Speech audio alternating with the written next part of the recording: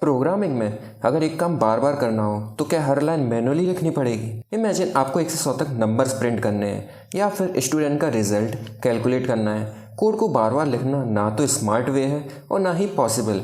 इसलिए होते हैं लूप्स, जो कि रिपीटेटिव कोड को फास्ट, क्लीन एंड एफिशिएंट बना देते हैं। For loop, while loop and do while loop, इनके बिना प्रोग्रामिंग अधूरी है। तो हेलो गाइस, मेरा नाम है लोकेंद्र। आप देख रहे हैं लोकी अनलॉक्ड, जहाँ हम अनलॉक करेंगे आपकी ट्रू पोटेंशियल को। चलिए चलते हैं कंप्यूटर स्क्रीन पर और शुरू करते हैं।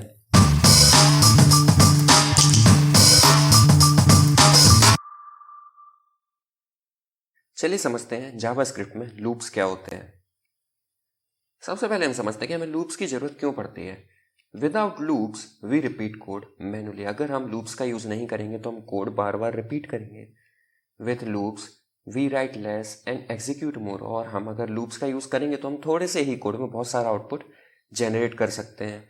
जो कोडिंग की दुनिया है उसमें एक प्रिंसिपल होता है, ट्राई प्रिंसिपल, जिसका फुल फॉर्म होता है do not repeat your self. Means अगर हमने कोई कोड एक बार लिख लिया तो हम उसे दोबारा नहीं लिखेंगे कहीं भी। इंस्टेड हम उसका रीयूज करेंगे। मान लो अगर आपने कुछ set of lines of code है जो कि आपने 10 जगह लिखा, कल के दिन आपको उस कोड में कोई चेंजेस करना पड़ गया तो आपको 10 की 10 जगह चेंज करना पड़ेंगे। लेकिन अगर आपने उस कोड को रीयूज किया होगा, मीन्स उस पार्टिकुलर फाइल है उसको आपने एक ही जगह लिखकर उसको बस 10 जगह यूज किया होगा, तो आपको एक जगह चेंज करने पर ही उन 10 जगह उसका इफेक्ट देखने को मिल जाएगा। इसलिए हमें कभी भी कोड को जो है रिपीट नहीं करना चाहिए और इसीलिए हम यूज करते हैं लूप्स का। सबसे पहला जो लूप होता है वो होता है फॉर लूप, जिसका सिंटेक्स कुछ इस प्रकार होता है कि फॉर, देन हम लगाते हैं पैरेंथेसिस, उसके अंदर हम देते हैं 3 चीजें। सबसे पहला इनिशियलाइजेशन, कि जो लूप है वो कहाँ से इनिशियलाइज होगा, कहाँ से चलना शुरू होगा। उसके बाद कंडीशन, कि जो ये लूप है वो कहाँ तक चलेगा। अगर हम कंडीशन नहीं देंगे तो लूप फॉर एवर चलता जाएगा और जो आपकी मशीन की मेमोरी है, जो कि रैम, उसको पूरा कंज्यूम कर लेगा। उसके बाद अपडेट, और देन हम करली ब्रेसेस लगाकर, करली ब्रेसेस के अंदर हम अपना कोड लिखते हैं जो कि हमें फॉर लूप चलते वक्त हर एक आइटरेशन पर एग्जीक्यूट करना होता है। चलिए जंप करते हैं डायरेक्ट कोड में और समझते हैं कि जो फॉर लूप है, जिसे हम ट्रेडिशनल लूप भी कहते हैं, वो कैसे काम करता है। इस वीडियो के लिए जो मैं फाइल है वो बना रहा हूँ tut9.js, और हर वीडियो की तरह ही इस वीडियो की फाइल की गिटहब रेपोजिटरी का लिंक आपको नीचे डिस्क्रिप्शन बॉक्स में मिल जाएगा। मान लीजिए कि आपको प्रिंट करना है 2 की टेबल, तो आप कैसे करेंगे। आप कहेंगे, हम सिंपली करेंगे console.log 2 मल्टीप्लाई बाय 1, इसको फिर रेप्लिकेट करके 2 मल्टीप्लाई बाय 2, फिर 3, then 4, 5, 6, 7, then 8, then 9 and then 10। और आप कहेंगे कि हम ऐसे रिपीट कर करके 2 की टेबल को प्रिंट कर लेंगे, और मुझे कोई संदेह भी नहीं, आप कर लेंगे क्योंकि आप मेहनती हैं। और अगर हम कोड को रन करेंगे तो आपको 2 की टेबल 10 टाइम्स प्रिंट होकर मिल जाएगी। इसमें कोई भी बड़ी बात नहीं है। लेकिन क्या हो कि अगर मैं बोलूँ कि आपको 2 की टेबल्स को 10 टाइम्स तक नहीं बल्कि 100 टाइम्स या फिर 1000 या फिर मिलियंस ऑफ टाइम्स तक प्रिंट करना है, तो क्या आप ऐसे ही एक एक करके console.log लगाते रहेंगे? बिल्कुल नहीं। यहीं पर जो है काम आता है फॉर लूप का, क्योंकि हम क्या कर रहे हैं, हम इस कोड को रिपीट ही तो कर रहे हैं। मान लीजिए आपने 1000 टाइम्स तक 2 की टेबल प्रिंट भी कर ली और कल के दिन आपसे कोई बोले कि आपको 2 की नहीं बल्कि 3 की टेबल प्रिंट करना थी, तो आपको फिर चेंज करना पड़ जाएगा। तो इसलिए हम यूज करते हैं फॉर लूप्स का। समझते हैं कि फॉर लूप की सहायता से हम ये छोटा सा काम, या फिर मैं बोलूँ कि ये बड़ा सा काम कितनी ईजिली कर सकते हैं। जो सिंटेक्स होता है वो होता है, हम लिखेंगे फॉर, उसके बाद लगाएंगे पैरेंथेसिस ओपन देन क्लोज, और पैरेंथेसिस के अंदर जो सबसे पहली चीज़ देते हैं वो होती है इनिशियलाइजेशन, की जो हमारा लूप है वो कहाँ से इनिशियलाइज होगा। जहाँ पे हम यूजुअली देते हैं कि i इक्वल टू 0, देन उसके बाद सेमी कोलन, उसके बाद देते हैं कंडीशन, कि जो हमारा फॉर लूप है वो किस कंडीशन तक चलेगा। मीन्स जब तक ये जो कंडीशन है वो ट्रू रहेगी हमारा फॉर लूप चलता जाएगा। मान लीजिए हमने दे दिया i is less than 10, then हमने दिया i प्लस प्लस, मीन्स हमारा जो i है वो कैसे अपडेट होगा। उसके बाद मान लीजिए हमने प्रिंट कराई i की वैल्यू, सिंपली हम कोड को सेव करेंगे, फाइल को रन करेंगे, तो आपको जो है नंबर 0 से लेकर 9 तक प्रिंट होकर देखने को मिल जाएंगे। मीन्स समझते हैं कि ये फॉर लूप कैसे चला। सबसे पहले जो फॉर लूप है उसने इनिशियलाइज किया i इक्वल टू 0 को, और फिर चेक किया क्या जो i की वैल्यू है वो 10 से कम है, तो उसको मिलेगा हाँ i की वैल्यू है वो 10 से कम है। और तो जो फॉर लूप के अंदर का जो भी कोड है वो एग्जीक्यूट हो जाएगा। ये होता है पहला इटरेशन। उसके बाद होगा i प्लस प्लस, ये i को अपडेट कर देगा। एंड देन ये जो आप इनिशियलाइजेशन देख रहे हैं ये सिर्फ एक ही बार होता है। उसके बाद जब for loop i plus plus किया देन चेक करेगा क्या जो i की वैल्यू है वो अभी भी 10 से कम है क्या, तो उसको मिलेगा हाँ जो 1 होता है वो 10 से कम है, और ये यहाँ पर कोड एग्जीक्यूट होगा और 1 प्रिंट हमें देखने को मिल जाएगा। उसके बाद फिर से i प्लस प्लस होगा और तो वो चेक करेगा क्या 2 10 से कम है, और हाँ तो इसलिए 2 प्रिंट कर देगा। Then 3 then 4 then 5 then 6 7 8 and 9। जैसे ये 9 पर आएगा तो फिर से i प्लस प्लस होगा। इस केस में i की वैल्यू जो है वो 10 हो जाएगी, और वो चेक करेगा क्या जो i की वैल्यू जो कि 10 है क्या वो 10 से कम है, और हम जानते हैं 10 से कम नहीं होता है, और ये फॉर लूप वहीं पर एंड हो जाएगा। तो इस प्रकार कुछ फॉर लूप काम करता है। अब हमें क्या करना है, हमें फॉर लूप की सहायता से 2 की टेबल को प्रिंट करना है। तो हमने किया, यहाँ पर आप देख रहे हैं कि हमें 0 से लेकर 9 तक नंबर प्रिंट होकर मिल रहा है। क्या हो कि अगर हम इसमें 2 का मल्टीप्लाई करते हैं और 2 का मल्टीप्लाई करने के साथ साथ हमें जो i की वैल्यू है वो 0 से मिल रही है, तो अगर हम i की वैल्यू में 1 को ऐड भी कर दें तो अब हमें क्या मिलेगा, i की वैल्यू जो है वो 1 से मिलेगी, और लास्ट में 9 तक मिल रही थी लेकिन हमने 1 ऐड किया है तो 1 से लेकर अब 10 तक प्रिंट होगी। हम जैसे ही फाइल को सेव करेंगे, कोड को रन करेंगे, तो आप देखेंगे कि हमें 2 की टेबल 2 से लेकर 20 तक 10 टाइम्स प्रिंट होकर देखने को मिल गई। तो ये होता है एक ट्रेडिशनल फॉर लूप। उम्मीद है कि आपको समझ आया होगा। इसके बाद जो नेक्स्ट लूप होता है वो होता है वाइल लूप, जिसका सिंटेक्स होता है कुछ इस प्रकार की। वाइल, उसके अंदर हम ब्रैकेट्स में देते हैं कंडीशन। यहाँ पर ना हम इनिशियलाइजेशन देते हैं ना अपडेटेशन देते हैं, हम सिर्फ कंडीशन देते हैं, और उसके बाद हम लगाते हैं करली ब्रेसेस, और करली ब्रेसेस के अंदर हम कोड देते हैं। चलिए समझते हैं कि वाइल लूप भी जो है वो कैसे काम करता है। सबसे पहले तो इसको मैं कमेंट आउट कर दूंगा,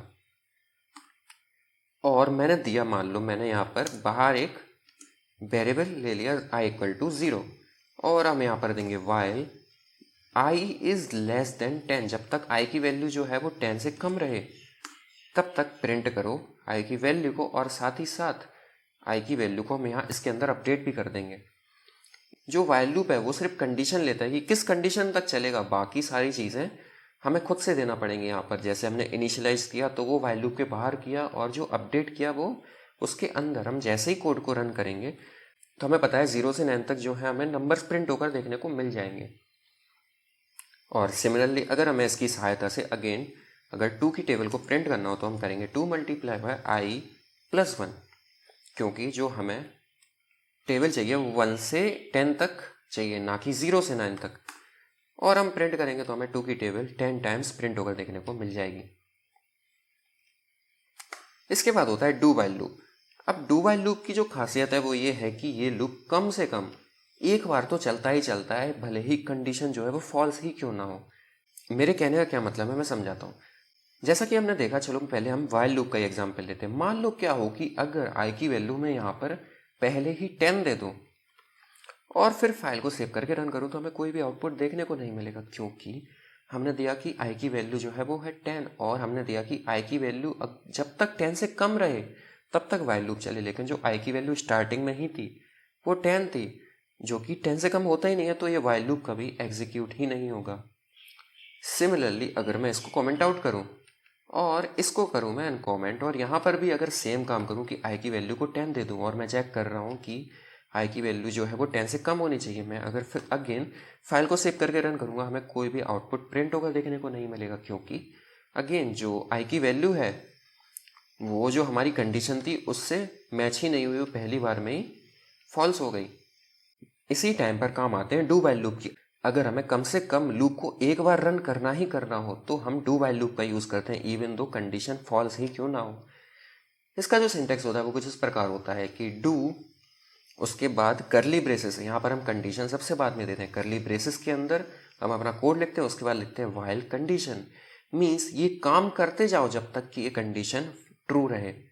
चलिए हम डू वाइल लूप को डायरेक्ट कोड करके समझते हैं कि ये कैसे काम करता है। मान लीजिए मैंने लिखा लेट i इक्वल टू 10, यहाँ पर इक्वल साइन, देन मैंने कहा डू, और क्या करते जाओ आई की वैल्यू को प्रिंट, और कब तक करते जाओ, जब तक जो है आई की वैल्यू 10 से कम ना हो जाए। और मैं आई को यहाँ पर प्लस प्लस भी करूँगा। यहाँ पर आप जो देख रहे हैं कि मैं आई को प्लस प्लस कर रहा हूँ, ये करना बहुत ही इंपॉर्टेंट है। अगर आप ये नहीं करेंगे तो आपका जो लूप है वो हमेशा चलता जाएगा और आपकी पूरी मेमोरी को कंज्यूम कर लेगा। मैं फाइल, अब आप यहाँ पर देख रहे हैं कि मैंने दी आई की वैल्यू 10 और मैंने कंडीशन भी दी कि आई की वैल्यू जो है वो 10 से कम होनी चाहिए, और कंडीशन पहली बार में ही फॉल्स हो जाएगी। लेकिन हमारा जो लूप है वो एक बार तो चलेगा ही चलेगा। हमें 10 प्रिंट होकर देखने को मिला।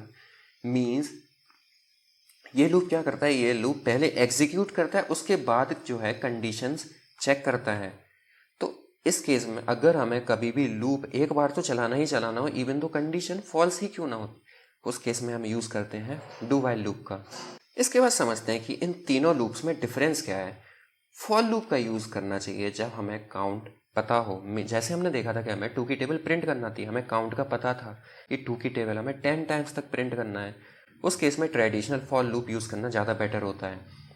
वाइल लूप का यूज़ किया जाता है when only condition is known, कि हमें पता हो कि क्या कंडीशन है। हमें ये नहीं पता हो कि हमें कहाँ से कहाँ तक लूप चलाना है या क्या करना है, लेकिन हमें सिर्फ कंडीशन पता है कि जब तक ये कंडीशन ट्रू रहेगी या फॉल्स रहेगी तब तक हमें ये लूप चलाना है। तो मान लीजिए कि आप यूज़र से पासवर्ड ले रहे हैं और आप चाहते हैं कि जब तक वो करेक्ट पासवर्ड ना डाल दे तब तक आप उससे पासवर्ड मांगते रहें।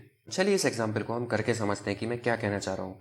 इससे आपको वाइल लूप और भी बेटर तरीके से समझ में आएगा। इसको समझाने के लिए मैं क्या करता हूँ, मैं एक HTML फाइल बनाता हूँ और मैं आशा करता हूँ कि आप HTML के बेसिक्स से तो अवगति होंगे। मैंने यहाँ पर HTML फाइल बनाई और मैंने यहाँ पर लगाया एक्सक्लेमेशन मार्क और एंटर कर दिया। तो इससे हमें एक बेसिक HTML का boiler plate code VS code generate करके मैं दे देगा हम फाइल को। उसके बाद ये जो tut9.js वाली फाइल है, इसको हम अपने HTML में स्क्रिप्ट टैग की सहायता से इसमें ऐड करेंगे। मैं लिखूँगा यहाँ पर स्क्रिप्ट और इसको क्लोज भी कर दूँगा साथ ही साथ, और यहाँ पर डालूँगा src। उसके अंदर मैं अपनी tut9.js वाली फाइल को लिंक कर दूँगा। इसके बाद आपको क्या करना है, इसके बाद आप यहाँ पर एक आइकन देख रहे होंगे। ये आइकन आपको एक्सटेंशंस VS कोड के अंदर इंस्टॉल करने देता है। आप इस आइकन पर क्लिक करेंगे और आप सर्च करेंगे लाइव सर्वर, तो आपको लाइव सर्वर नाम का एक एक्सटेंशन मिल जाएगा, जहाँ पे अगर आपके में इंस्टॉल नहीं होगा तो आपके में इंस्टॉल का ऑप्शन आ रहा होगा। मेरे में ऑलरेडी इंस्टॉल है तो मुझे इंस्टॉल करने की ज़रूरत नहीं है। और जब ये इंस्टॉल हो जाएगा तो यहाँ पर आपको अपने VS कोड के अंदर एक आइकन देखने को मिलेगा ऐसा गो लाइव का।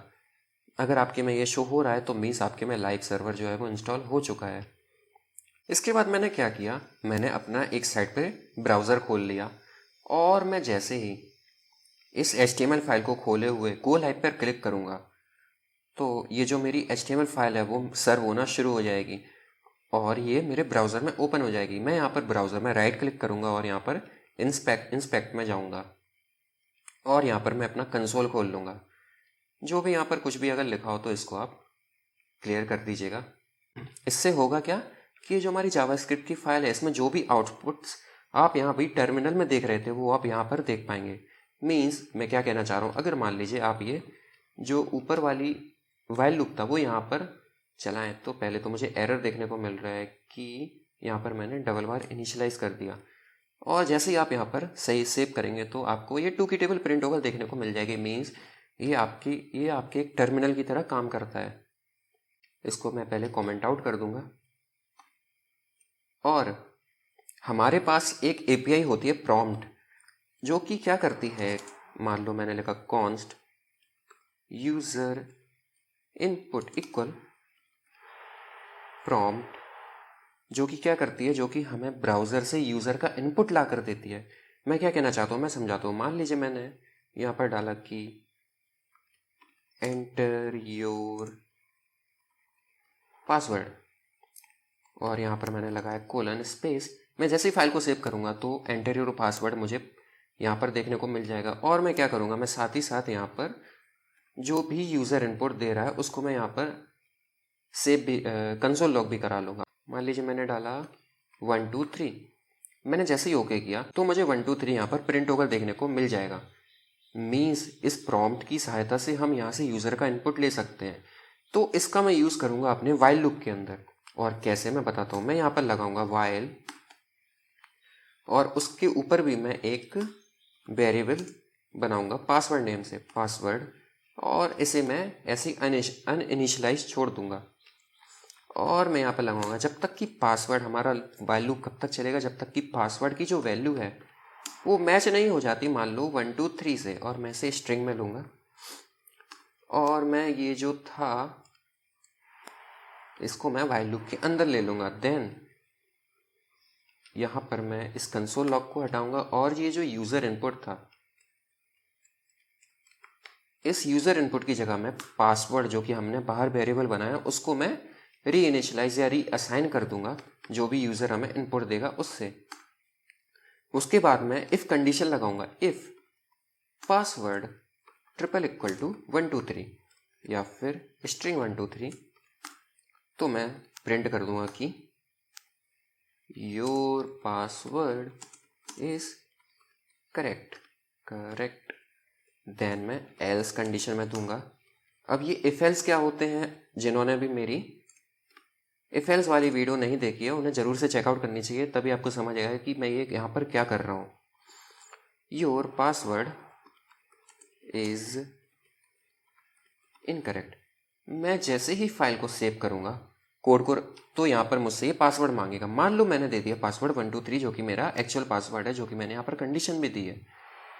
मैं जैसे ही फाइल को सेव करूँगा तो मुझे प्रिंट होकर देखने को मिल जाएगा योर पासवर्ड इज़ करेक्ट, और अब मुझसे ये पासवर्ड नहीं मांग रहा है। लेकिन मान लो मैंने कोड दोबारा रन किया और मैंने मान लो अब पासवर्ड गलत डाला, मैंने मान लो डाल दिया 1 2 3 4, तो मुझसे दोबारा पासवर्ड मांग रहा है। मैंने मान लो दोबारा गलत पासवर्ड डाला 1 2 3 4 5, मुझसे दोबारा मांग रहा है। और ये मुझसे पासवर्ड तब तक मांगता रहेगा जब तक कि मैं सही पासवर्ड ना डाल दूँ। और जैसे ही मैं डालूँ 1 2 3 तो मुझसे ये पासवर्ड मांगना बंद कर देगा और प्रिंट कर देगा योर पासवर्ड इज़ करेक्ट। मैंने 3 बार गलत पासवर्ड डाला तो इसने 3 बार प्रिंट किया योर पासवर्ड इज़ इनकरेक्ट। लेकिन जैसे ही मैंने सही पासवर्ड डाला उसने मुझसे बोला योर पासवर्ड इज़ करेक्ट, और उसने मुझसे अब पासवर्ड मांगना भी बंद कर दिया। यही यूज़ होता है वाइल लूप का। अब मैं समझाता हूँ कि मैंने क्या लिखा। मैंने सबसे पहले तो एक पासवर्ड नाम से वेरिएबल बनाया जिसमें मैंने कोई वैल्यू असाइन नहीं की। फिर मैंने वाइल लूप के अंदर कंडीशन दी कि जब तक जो हमारे पासवर्ड की वैल्यू है वो 1 2 3 नहीं हो जाती तब तक वाइल लूप चलता रहेगा। और मैंने इसके अंदर यूज़र से इनपुट मांगा और जो भी इनपुट यूज़र दे रहा था उसे मैंने पासवर्ड वेरिएबल के अंदर जो कि हमने ऊपर बनाया था उसके अंदर री असाइन कर दिया। और मैंने फिर इफ़ कंडीशन लगाई कि अगर पासवर्ड की जो वैल्यू है वो हमारे एक्चुअल पासवर्ड के बराबर हो जाती है तो your password is correct print कर दो, अदरवाइज प्रिंट कर दो योर पासवर्ड इज़ इनकरेक्ट। उम्मीद है कि आपको समझ आया होगा। इसको मैं कर दूंगा कमेंट आउट। इसके बाद है आपके लिए क्विक एक्सरसाइज। आपको प्रिंट करना है नंबर्स 1 से 10 तक, और जो सेकंड क्वेश्चन है वो है कि आपको सम करना है पहले 100 नंबर्स का, मीन्स 1 + 2 + 3 100 तक। देन आपको रिवर्स काउंटडाउन करना है 10 से लेके 1 तक। अभी मैंने जैसे आपको प्रिंट करके दिखाए थे नंबर 0 से 9 तक, आपको प्रिंट करने हैं नंबर 10 से लेके 1 तक। 5 से 10 मिनट लीजिए, क्वेश्चंस को एक बार करने का ट्राई जरूर कीजिएगा। अगर कोई डाउट है तो वीडियो को एक बार रिवाइंड करके देखिए, लेकिन ट्राई कीजिएगा। अगर आप क्वेश्चंस को ट्राई करेंगे तो आपके जो लूप्स का कॉन्सेप्ट है वो स्ट्रांग हो जाएगा। इसके बाद मैं सॉल्यूशन कराऊंगा तो मेरे सॉल्यूशन से अपना सॉल्यूशन को मैच भी जरूर कर लीजिएगा। चलिए, आशा है कि आपने गिवन क्वेश्चंस को सॉल्व किया होगा। जो हमारा सबसे पहला क्वेश्चन था वो था कि हमें प्रिंट कराना थे नंबर 1 से लेके 10 तक। तो मैं यहाँ पर ले लूँगा i = 0, i is less than 10, then i ++, और मैं इसके अंदर सिंपली प्रिंट कर दूंगा i + 1 को। जैसे ही हम i + 1 को प्रिंट क्यों कर रहे हैं, क्योंकि हमें जो i की वैल्यू है वो 0 से 9 तक प्रिंट होकर देखने को मिलेगी। लेकिन अगर हम उसमें 1 ऐड कर देंगे तो 0 से 9 की जगह 1 to 10 तक प्रिंट होकर देखने को मिल जाएगी, जो कि हमारे क्वेश्चन का आंसर था। इसको मैं कर दूंगा कमेंट आउट। जो हमारा सेकंड क्वेश्चन है वो है कि हमें ऐड करना है फर्स्ट 100 नंबर्स का सम। मान लीजिए मैंने एक वेरिएबल बनाया लेट सम इक्वल टू, उसे 0 से असाइन कर दिया और हमने फॉर लूप चलाया i = 0, i की वैल्यू जो है वो लेस देन 100। अब 100 तक क्यों, क्योंकि हमें 100 तक नंबर चाहिए होंगे। एंड देन i ++, और हम यहाँ पर console.log करेंगे किसको, i की वैल्यू को, और साथ में +1 को भी हम कंसोल करके देखते हैं।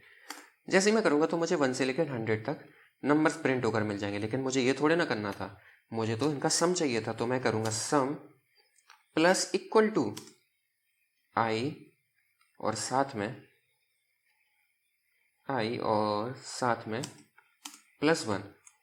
अभी मैंने क्या किया, मैं अभी थोड़ी देर में समझाता हूँ, और मैं यहाँ पर प्रिंट कर लूँगा सम की वैल्यू को भी। जैसे मैं फाइल को रन करूँगा सेव करके, मुझे फर्स्ट 100 नंबर का सम प्रिंट होकर मिल जाएगा जो कि 5050 होता है।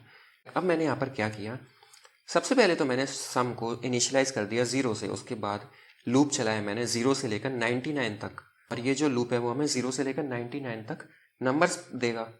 तो हमने किया कि हमें 1 से 100 तक मिले, तो हमने उसमें 1 ऐड कर दिया, और उसमें हमने प्लस इक्वल टू जो कि ऐड एंड असाइन ऑपरेटर होता है उसकी सहायता से सम वेरिएबल में वैल्यूज़ को ऐड करते चले गए, और हमें सम की जो वैल्यू है वो मिल गई।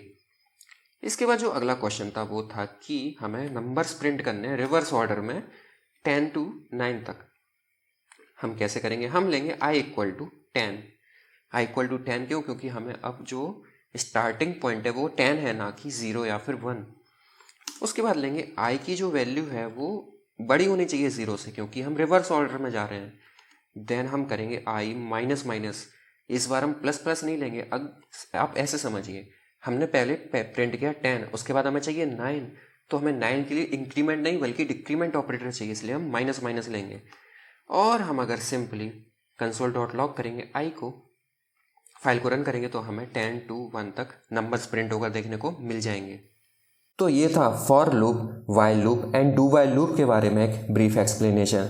अगले वीडियो में हम कुछ एडवांस लूप्स जैसे कि for in and for of loop के बारे में पढ़ेंगे। अगर वीडियो पसंद आई हो तो लाइक करें, नए हो तो सब्सक्राइब करें चैनल को, और बेल आइकन को दबाना मत भूलिएगा। धन्यवाद।